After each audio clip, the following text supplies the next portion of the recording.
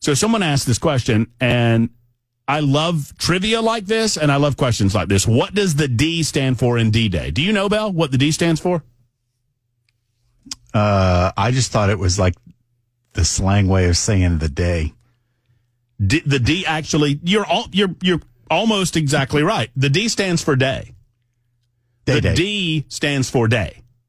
So it technically would be day.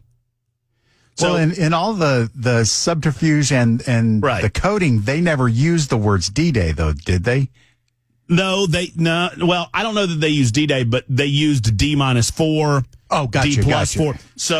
So the idea here is that they're not going to say when the day was. And so the D stands for day, the day that we're doing the thing. And it actually was a designation that they used in a lot of different operations during World War II and really in warfare.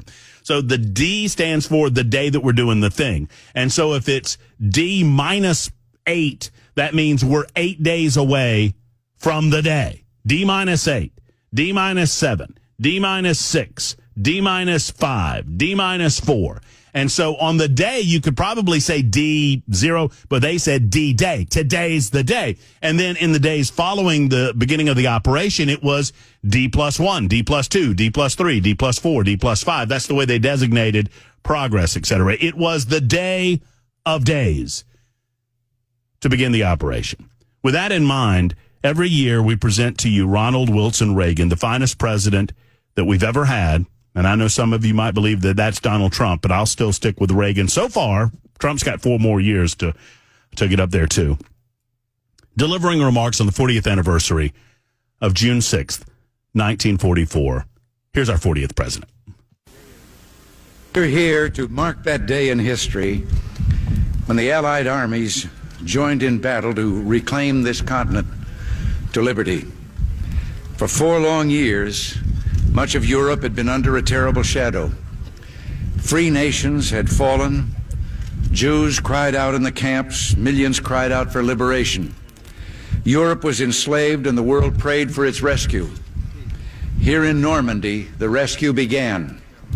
Here the Allies stood and fought against tyranny in a giant undertaking unparalleled in human history. We stand on a lonely, windswept point on the northern shore of France. The air is soft, but 40 years ago at this moment, the air was dense with smoke and the cries of men, and the air was filled with the crack of rifle fire and the roar of cannon. At dawn on the morning of the 6th of June, 1944, 225 Rangers jumped off the British landing craft and ran to the bottom of these cliffs. Their mission was one of the most difficult and daring of the invasion: to climb these sheer and desolate cliffs and take out the enemy guns. The Allies had been told that some of the mightiest of these guns were here, and they would be trained on the beaches to stop the Allied advance. The Rangers looked up and saw the enemy soldiers at the edge of the cliffs shooting down at them with machine guns and throwing grenades, and the American Rangers began to climb. They shot rope ladders over the face of these cliffs and began to pull themselves up. When one Ranger fell, another would take his place. When one rope was cut, a Ranger would grab another and begin his climb again. They climbed, shot back, and held their footing. Soon, one by one, the Rangers pulled themselves over the top, and in seizing the firm land at the top of these cliffs, they began to seize back the continent of Europe. 225 came here. After 2 days of fighting, only 90 could still bear arms. And behind me is a memorial that symbolizes the Ranger daggers that were thrust into the top of these cliffs. And before me are the men who put them there. These are the boys of Pointe du Hoc.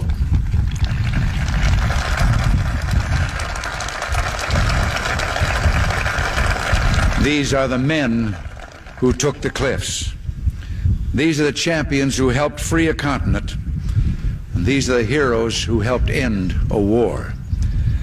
Gentlemen, I look at you and I think of the words of Stephen Spender's poem. You were men who in your, quote, lives fought for life and left the vivid air signed with your honor. I think I know what you may be thinking right now. Thinking we were just part of a bigger effort. Everyone was brave that day. Well, everyone was. You remember the story of Bill Millen of the 51st Highlanders? 40 years ago today, British troops were pinned down near a bridge, waiting desperately for help. Suddenly they heard the sound of bagpipes, and some thought they were dreaming. Well, they weren't. They looked up and saw Bill Millen with his bagpipes leading the reinforcements and ignoring the smack of the bullets into the ground around him. Lord Lovat was with him, Lord Lovat of Scotland, who calmly announced when he got to the bridge, "Sorry, I'm a few minutes late," as if he'd been delayed by a traffic jam, when in truth he'd just come from the bloody fighting on Sword Beach, which he and his men had just taken. There was the impossible valor of the Poles, who threw themselves between the enemy and the rest of Europe as the invasion took hold, and the unsurpassed courage of the Canadians, who had already seen the horrors of war on this coast. They knew what awaited them there, but they would not be deterred, and once they hit Juno Beach, they never looked back. All of these men were part of a roll call of honor, with names that spoke of a pride as bright as the colors they bore. The Royal Winnipeg Rifles, Poland's 24th Lancers, the Royal Scots Fusiliers, the Screaming Eagles, the Yeomen of England's armored divisions, the forces of Free France, the Coast Guard's Matchbox Fleet, and you, the American Rangers. 40 summers have passed since the battle that you fought here. You were young the day you took these cliffs. Some of you were hardly more than boys with the deepest joys of life before you. Yet you risked everything here. Why? Why did you do it? Well, what impelled you to put aside the instinct for self-preservation and risk your lives to take these cliffs? What inspired all the men of the armies that met here? We look at you and somehow we know the answer. It was faith and belief. It was loyalty and love. The men of Normandy had faith that what they were doing was right, faith that they fought for all humanity, faith that a just God would grant them mercy on this beachhead or on the next. It was the deep knowledge, and pray God we have not lost it, that there is a profound moral difference between the use of force for liberation and the use of force for conquest. You were here to liberate, not to conquer, and so you and those others did not doubt your cause, and you were right not to doubt. You all knew that some things are worth dying for. One's country is worth dying for, and democracy is worth dying for because it's the most deeply honorable form of government ever devised by man. All of you loved liberty. All of you were willing to fight tyranny, and you knew the people of your countries were behind you. The Americans who fought here that morning knew word of the invasion was spreading through the darkness back home. They fought or felt in their hearts, though they couldn't know in fact, that in Georgia they were filling the churches at 4 a.m. In Kansas they were kneeling on their porches and praying. And in Philadelphia they were ringing the Liberty Bell. Something else helped the men of D-Day. Their rock-hard belief that Providence would have a great hand in the events that would unfold here, that God was an ally in this great cause. And so the night before the invasion, when Colonel Wolverton asked his parachute troops to kneel with him in prayer, he told them, "Do not bow your heads, but look up so you can see God and ask His blessing in what we are about to do." Also that night, General Matthew Ridgway on his cot, listening in the darkness for the promise God made to Joshua, "I will not fail thee nor forsake thee." These are the things that impelled them.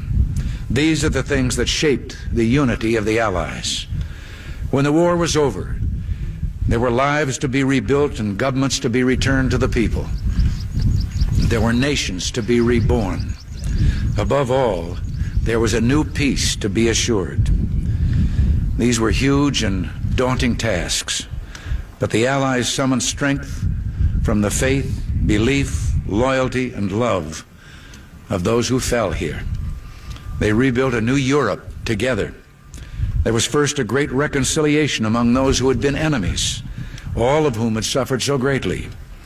The United States did its part, creating the Marshall Plan to help rebuild our allies and our former enemies. The Marshall Plan led to the Atlantic Alliance, a great alliance that serves to this day as our shield for freedom, for prosperity, and for peace. In spite of our great efforts and successes, not all that followed the end of the war was happy or planned. Some liberated countries were lost.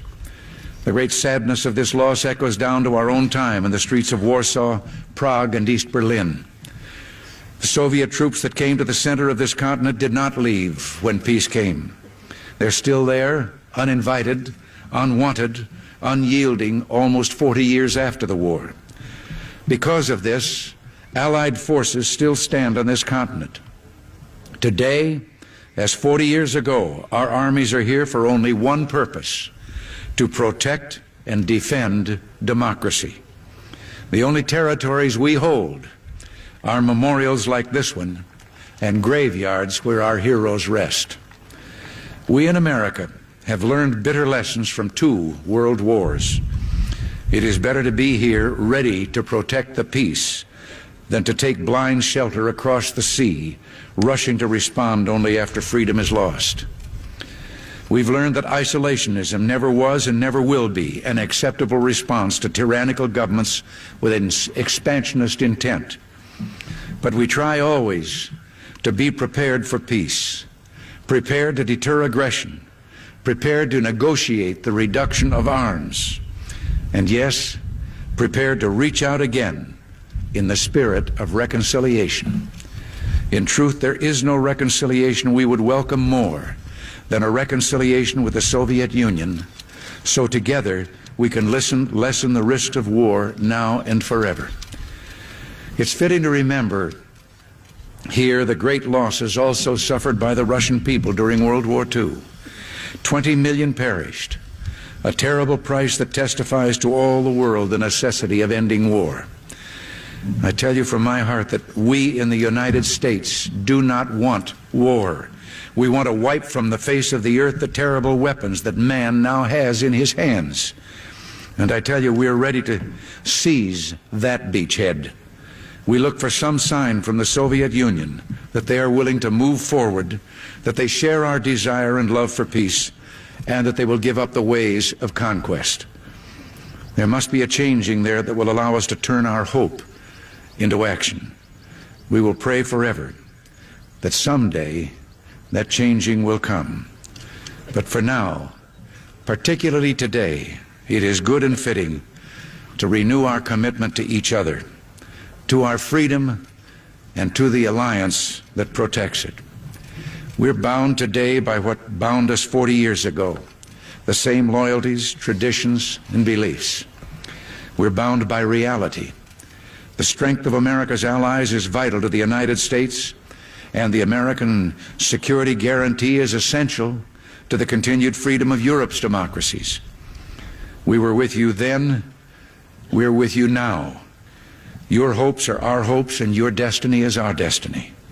Here in this place, where the West held together, let us make a vow to our dead. Let us show them by our actions that we understand what they died for. Let our actions say to them the words for which Matthew Ridgway listened: I will not fail thee nor forsake thee. Strengthened by their courage, heartened by their value, and borne by their memory, let us continue to stand for the ideals for which they lived and died. Thank you very much, and God bless you all. Thank you, President Ronald Wilson Reagan. 40 years ago, June 6th, 1984, reflecting on June 6th, 1944. What an incredible generation, and what an incredible president. Thank you so much for allowing me the opportunity, the privilege of airing 13 good minutes with the 40th president of the United States of America, Ronald Reagan. President Reagan delivered. Now, I understand that there's debate about how to pronounce Point de Ho. I just pronounce it the way that Ronald Reagan pronounced it in the speech when he says, "These are the boys of Point de Ho." I understand that a lot of people call it Point de Hoc. It's spelled H-O-C. So I'm not gonna nitpick the small things, although I've just always called it Point de Ho. So for those of you saying that I'm pronouncing it wrong, I'm just pronouncing it the way that Ronald Reagan pronounced it during the speech. I don't know. I don't speak French. Secondarily, there has been a little bit of a debate as to my characterization of D in D-Day standing for day. Once again, I don't think we need to argue about the small stuff overlooking the bigger stuff. However, I understand that several people want to say that it is disembark day or decision day, or in military parlance, and you can look this up. Don't believe me, believe the military. I understand that there are some resources out there that would suggest it's this, that, or the other thing. I'm relying on the United States military.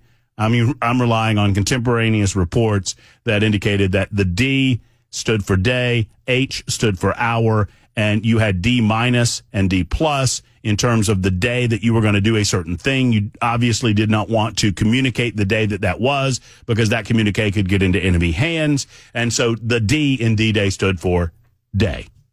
It was the day of the event being Operation Overlord. I never fail to tear up when Ronald Reagan asks the question, why did you do it? And the passage is, 40 summers have passed since the battle you fought here. You were young the day you took these cliffs. Some of you were hardly more than boys with the deepest joys of life before you, yet you risked everything here. Why did you do it? What impelled you to put aside the instinct for self-preservation and risk your lives to take these cliffs? What inspired all of the men of the armies that met here? We look at you and somehow we know the answer. It was faith and belief. It was loyalty and love. And it is true. And we honor them. It is with sadness that we note, last year D-Day did not get the level of coverage that it is this year. And it is a fact of life that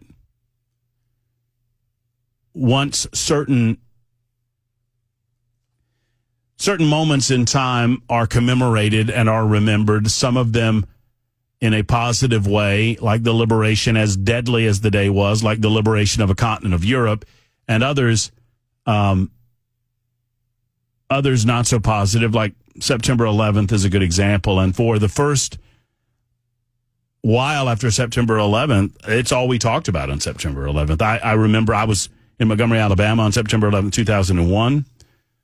I went on to Birmingham, and in 02 or 03 or 04 or 05, for the first 5 or 6 years on September 11th, all we talked about was September 11th. And then slowly that changed. We remember the day, we spoke of the day, and we still do. But now you're experiencing what I'm certain that people that went through Normandy or D-Day or the liberation of Europe or the death of John F. Kennedy and some other big moments in American and world history, you start just commemorating on the 5s and on the 0s, right? Your big commemorations are on the 5s or on the 0s, and we commemorated the 75th anniversary, and then people kind of, we didn't forget, but we kind of forgot. But I would note that today, as the 80th anniversary, is really the last big anniversary that we're going to see men who were there. It is a fact of life that we all have a season, obviously. And the men that were able to make the travel to visit the site where a continent was liberated will not be on Earth very much longer. And it's important to note that this could very well be the last big commemoration that we note where we have surviving members that were there that day, members of the military, all branches of service, and, of course, not just American service, but Canadian, British. Andy Rooney, who was always one of my grandmother's favorite people to yell and scream at on television, Andy Rooney offered some remarks about D-Day. He was there as a reporter. He did not go on shore until, I think, D+4. And I believe it's 3 minutes worth our time. We'll wrap this up and we'll get to things happening. I mean, obviously, all of this is as important as anything that's happening, in my opinion. But clearly, there are some other issues that we want to get into. But before we do, and I'll get to Mike and in the borough, if you want to call in, 615-737-9986. We can do one more segment on this and then move on to some news of the day. But before we do, here, from 2004, I think this is 3 minutes worth of your time. It's Andy Rooney. Because it was part of my life, I'd like to say something about D-Day. I don't know how to say it any differently than I did in a book I wrote called My War. If you are young and not really clear what D-Day was, let me tell you, it was a day unlike any other. There have only been a handful of days since the beginning of time on which the direction the world was taking has been changed for the better in one 24-hour period by an act of man. June 6, 1944 was one of them. What the Americans, the British, and the Canadians were trying to do was get back a whole continent that had been taken from its rightful owners by Adolf Hitler's German army. It was one of the most monumentally unselfish things one group of people ever did for another. We all have days of our lives that stand out from the blur of days that have gone by, and the day I came ashore on Utah Beach, 4 days after the initial invasion, is one of mine. As we approached the French coast, there were small clouds of smoke and sudden eruptions as German artillery blindly lobbed shells over the hills behind the beach. They were hoping to hit U.S. troops or some of the massive amount of equipment piled up on the shore there. Row on row of dead American soldiers were laid out on the beach just above the high tide mark where it turned into weedy clumps of grass. They were covered with olive drab blankets, just their feet sticking out at the bottom, their GI boots sticking out. I remember their boots, all the same on boys all so different. No one can tell the whole story of D-Day because no one knows it. Each of the 60,000 men who waded ashore that day knew a little part of the story too well. To them, the landing looked like a catastrophe. Each knew a friend shot through the throat, shot through a knee. Each knew names of 5 hanging dead on the barbed wire in the water 20 yards offshore. 3 who lay unattended on the stony beach as the blood drained from holes in their bodies. They saw whole tank crews drowned when the tanks rumbled off the ramps of their landing craft and dropped into 20 feet of water. There were heroes here no one will ever know because they're dead. The heroism of others is known only to themselves. Across the Channel, in Allied headquarters in England, the war directors, remote from the details of death, were exultant. They saw no blood, no dead, no dying. From the statisticians' point of view, the invasion was a success. Statisticians were right. They always are. That's the damn thing about it. On each visit to the beaches over the years, I've wept. It's impossible to keep back the tears as you look across the rows of markers and think of the boys under them who died that day. Even if you didn't know anyone who died, your heart knows something that your brain does not. You weep. If you think the world is selfish and rotten, go to the cemetery at Colville-sur-Mer, overlooking Omaha Beach. See what one group of men did for another on D-Day, June 6, 1944. That's Andy Rooney from 2004, 20 years ago on the 60th commemoration of D-Day, offering a couple of remarks. And Andy Rooney is well in his right to offer them as he was on the shores several days after reporting on the carnage, the bloodshed that happened on that day. I've never been to Normandy. It is a bucket list item for me to get to the shores of Normandy and to the cemeteries and to see the service people, American and non-American alike, that lost their lives that day.